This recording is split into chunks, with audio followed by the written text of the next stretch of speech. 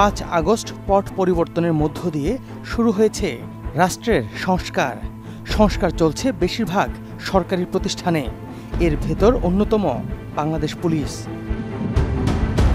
বিগত সরকারের আমলে পুলিশের অসীম ক্ষমতা, নীতিনৈতিকতার অবক্ষয় ও বেআইনি কার্যকলাপের সাথে জড়িয়ে পড়ায় জরুরি হয়ে পড়ে এই বাহিনীটিকে ঢেলে সাজানোর, যার প্রেক্ষিতে গঠন করা হয় পুলিশ সংস্কার কমিশন। এরই মধ্যে সংস্থাটির বেশ কিছু সদস্যকে আইনের আওতায় আনা হয়েছে। তদন্ত চলছে আরও অনেকের বিষয়ে। ভাই কোনোভাবেই এটা অভিযোগ সত্য নয়। আমাদের এবারের অনুসন্ধান পুলিশের এমন একজন কর্মকর্তাকে নিয়ে, যিনি বিগত সরকার আমলে ক্ষমতাসীনদের খুব কাছাকাছি ছিলেন। সাধারণদের জেলের ভয় দেখিয়ে অর্থ আদায় থেকে শুরু করে হেন কোনো অপরাধ নেই যা তিনি করেননি।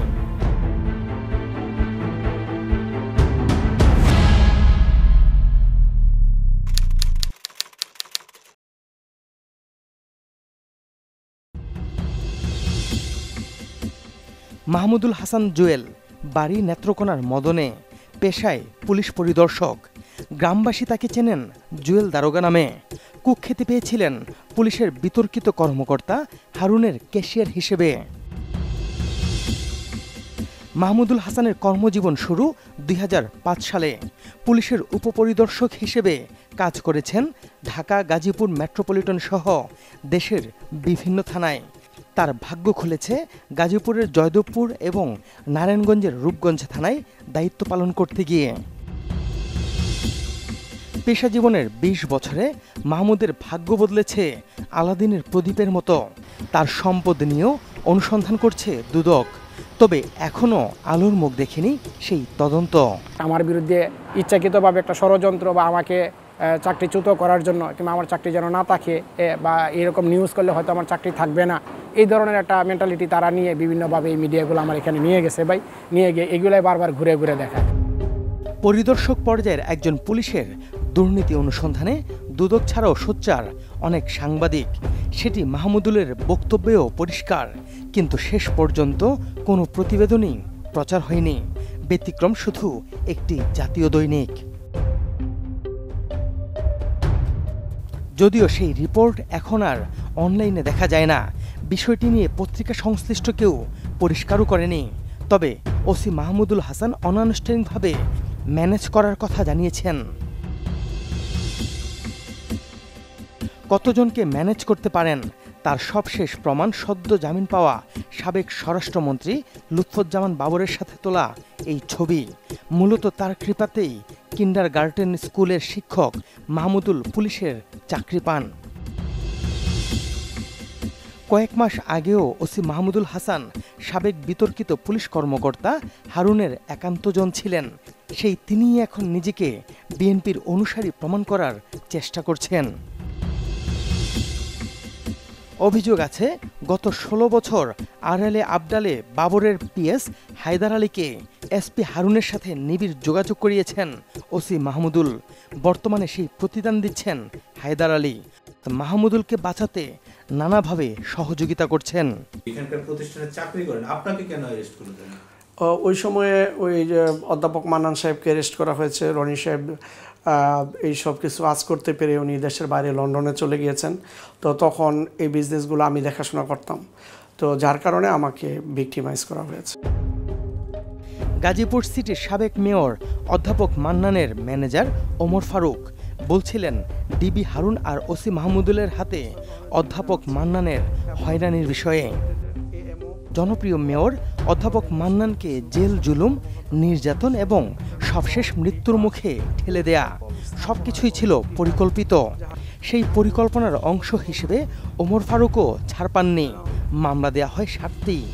মাহমুদুল হাসান ছিল তৎকালীন জয়দেবপুর থানার ওসি হারুনেরই সহযোগী। তারা একসাথেই কাজ করছে। সে কি সরাসরি আপনাদের কাছ থেকে টাকা ডিলিংস করছে বা টাকা নিছে, এরকম কোনো ঘটনা আছে? হ্যাঁ, ঘটনা আছে। কিরকম টাকা নিছে?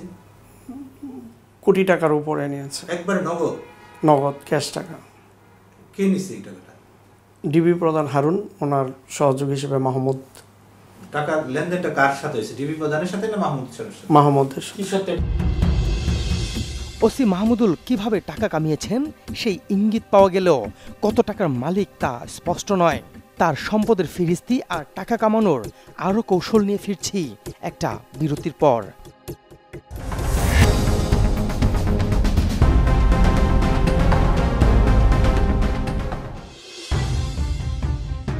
গাজীপুর মহানগর আওয়ামী লীগের প্রভাবশালী এক নেতা ক্ষমতায় থাকাকালীন এসপি হারুনের রোষানলে পড়েছিলেন। 5 আগস্ট সরকার পতনের পর থেকে আত্মগোপনে রয়েছেন সেই নেতা। তার হয়ে সেই সময়ে মধ্যস্থতা করা এই ব্যক্তি প্রথমে ওসি মাহমুদুল হাসানের সাথে যোগাযোগ করেন। ধাপ কটা মামলা দিয়ে দিল টাকার জন্য। পরে ব্যাপক দরপাকড়, মনে হলো জাকাতুরের রায়েট। পরে বিভিন্ন লোকজন দিয়া মেসেজ দিচ্ছে যে টাকা দিলে আর কোনো সমস্যা নেই। আর ওই সময় এসপি হারুনের ক্যাশিয়ার ছিল, ওই সময় যদুপুর থানার ওসি ছিল রেজা, তার ওসি অ্যাকশন ছিল মাহমুদ জুয়েল নামে একটা লোক, উনি ছিল এসপি হারুনের ক্যাশিয়ার। তো ওনার মাধ্যমে কথা হয়। পরে রাত্রে যে ওনাকে টাকা দিয়ে আসি 1,06,00,000। ওই টাকা দেয় আসার পরে আস্তে আস্তে উনি কুলডাউন হয়। তারপর আস্তে আস্তে দরপাকড়টা পরে সব বন্ধ হয়ে যায়। মাহমুদুল হাসান ম্যানেজ মানে এসপি হারুনও ম্যানেজ।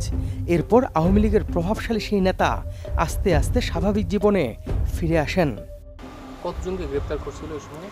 ওই সময় প্রায় 14-15 জন নিয়ে পিটাইছিল, ডিবি অফিসে নিয়ে সারা রাত পিটাইতো। যতদিন পর্যন্ত টাকার কথা রাজি না হয়েছি ততদিন পর্যন্ত ছেলেগুলোর পিটাইছি, 4-5 দিন, তারপর চালান দিয়েছি। আওয়ামী লীগের সময় কেন আওয়ামী লীগের লোকজনকে পিটাইল এরকম? এবং সারা বাংলাদেশে আমি মনে করি এই আওয়ামী লীগের বিপক্ষে মানুষের এত বিরক্ত হওয়ার অন্যতম কারণ পুলিশ, এবং এই পুলিশগুলোর মধ্যে অন্যতম একজন হারুন এসপি, এবং তার মতো অনেক পুলিশ সারা বাংলাদেশে ছিল। একইভাবে অন্তত আরও 4 জন আওয়ামী লীগ নেতার কাছ থেকে মোটা অঙ্কের টাকা নিয়েছেন ওসি মাহমুদুল। গা ঢাকা দিলেও তাদের সাথে যোগাযোগ করে টিম সার্চলাইট। তাদের বক্তব্যের রেকর্ডও রয়েছে আমাদের কাছে, যদিও টাকা নেওয়ার বিষয়টি অস্বীকার করেছেন মাহমুদুল হাসান। ভাই কোনোভাবেই না, কোনোভাবেই এটা অভিযোগ সত্য নয়। আওয়ামী লীগ নেতার কাছ থেকে 1,06,00,000 টাকা? না ভাইজান, আমি এরকম কোনো কারো কাছ থেকে কোনো টাকা নিইনি। গাজীপুরে হারুন এসপি থাকা অবস্থায়? না ভাই, কখনো নেই। পুলিশি পোশাকে মাহমুদুল কতটা ভয়ঙ্কর তার আরেক সাক্ষী বিল্লাল হোসেন ব্যাপারী। শ্রীপুর পৌর বিএনপির সেক্রেটারি বিল্লাল ব্যাপারীকে 2017 সালের 5 মে বাসা থেকে তুলে নেওয়া হয়। তোর টাকায় গাজীপুরের যত প্রকার নাশকতা অরাজকতা সবই তোর টাকায় হয়েছে, তুই হইলে গাজীপুরের ইনভেস্টর। আমি বলছি না, এটা ঠিক না, এরকম কথা সত্য না। এক পর্যায়ে আমাকে প্লাস দিয়ে একটা করে নুক টান দিয়ে উঠাইতেছে, আমি হঠাৎ করে সেন্সলেস হয়ে গেলাম। আমি এরকমও সময় দেখা গেছে আঙ্গুলের নখ উঠানোর পরে নখের ভিতর দিয়ে সুই ঢুকাই দিছে। একদিকে বিরোধী রাজনৈতিক দলের কর্মী, আরেকদিকে অর্থের যোগানদাতা তকমা। পুলিশের এমন অনৈতিক কর্মকাণ্ডের উদ্দেশ্য ছিল টাকা কামানো। আমার রিলেটিভরা যোগাযোগ করার চেষ্টা করছে অনেক, কিন্তু তারা অস্বীকার করছে যে না, আমরা অ্যারেস্ট করি নাই। এক পর্যায়ে যখন শিকার আসছে, তারা প্রথমত 5 কোটি টাকা চাইছে, যে 5 কোটি টাকা দিলে আমরা তাকে ছেড়ে দিব। তো ওনারা বলছে যে 5 কোটি টাকা দেওয়ার মতো অ্যাবিলিটি নাই। যাই হোক, তারা কি রফা দফা করছে অনেক। আমাকে দিয়ে শুধু বলছে বাস্তবতা বল। বাস্তবতা আমি বললাম যে আমার যে অবস্থাটা আমি দেখলাম, আমাকে হয়তো মারবে বা মেরে ফেলবে, যদি সুযোগ থাকে আমাকে কিন্তু উদ্ধার করেন। 3 দিন পর একটা রফা দফা হয়েছে, তারা টাকা 1 কোটি টাকার বিনিময়ে আমাকে ছেড়ে দিবে। 50 লাখ 30 লাখ টাকা অ্যাডভান্স দেওয়া হয়েছে, বাকি টাকা একটা চেক নিছে। আমি ছাড়া পাওয়ার পরে ওই টাকাটা তাদেরকে দিব। এরকম একটা মধ্যস্থতা হওয়ার পরে এটা প্রথমত রাজি হয়েছে। রাজি হওয়ার পরে বলছে যে না, টাকা ক্যাশ দিয়েই টাকা নিতে হবে। এসপি হারুনের হয়ে সবকিছুর নেপথ্যে ছিল ওসি মাহমুদুলের হাত, যা উদ্ঘাটন করার দাবি বিল্লাল ব্যাপারীর। আমরা যতটুকু জানি, এসপি হারুনের তৎকালীন সময়ে একক একজন ক্যাশিয়ার ছিল, এবং যেই ক্যাশিয়ারের মাধ্যমে সে টাকাগুলি লেনাদেনা করতো, তার বোধহয় গাজীপুরে ব্যাপক সম্পদের, অডেল সম্পদের মালিক, অবৈধ সম্পদ সে গড়েছেন। আমার জানা মতে এখনও যদি সরকারের সদিচ্ছা হয়, বর্তমান সরকারের উপদেষ্টা সহ যারা উপদেষ্টা মণ্ডলীর সদস্য আছেন, তাদের যদি আন্তরিকতা থাকে, তাহলে তাদের ওই সম্পদগুলি কিন্তু কোথায় সম্পদগুলি তারা গড়েছেন, অবৈধ সম্পদগুলি কিন্তু এখনও তারা উদ্ঘাটন করতে পারেন। দুর্নীতি আর অপরাধ যেন লেপ্টে ছিল ওসি মাহমুদুলকে, তারপরও থেকে গেছেন ধরাছোঁয়ার বাইরে। 5 আগস্ট পট পরিবর্তনের পর বদলি হয়েছেন পার্বত্য চট্টগ্রামে, যদিও বেশিরভাগ সময় অবস্থান করেন ঢাকায়। ফিরছি আরেকটা বিরতির পর।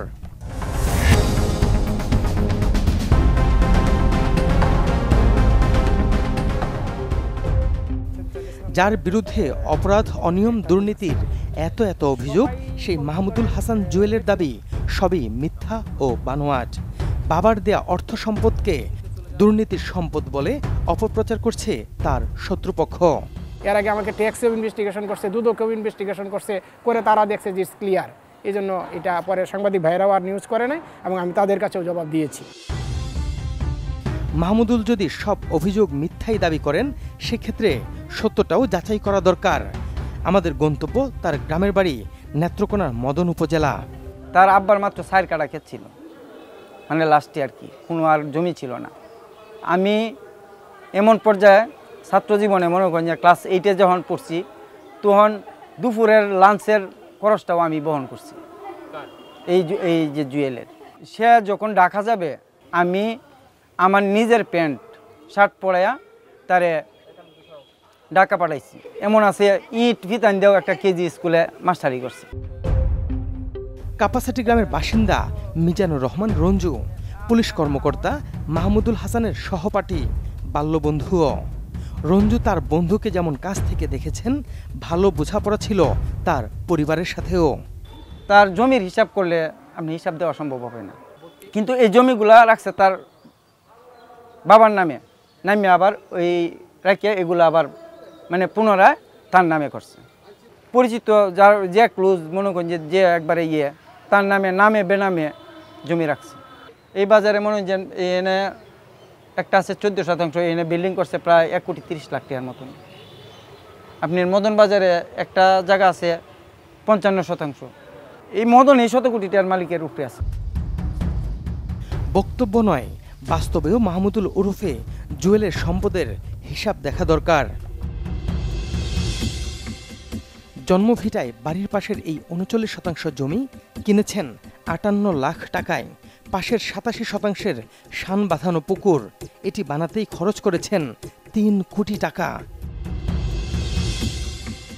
পাশের 20 শতাংশ জমি কিনেছেন 30 লাখ টাকায়। বাড়ির সামনে 5 শতাংশের আরেকটি ডোবা কিনেছেন 50 লাখ টাকায়। মদন উপজেলা সদরে 22 শতাংশ জমির উপর 3 তলা বাড়ি রয়েছে মাহমুদুলের। বর্তমান বাজার মূল্য অন্তত 2 কোটি টাকা। বাসস্ট্যান্ড এলাকায় 2 কোটি টাকায় কিনেছেন 30 শতাংশ জমি। আর শহরের একটু ভিতরে রয়েছে প্রায় অর্ধ কোটি টাকার 57 শতাংশ জমি।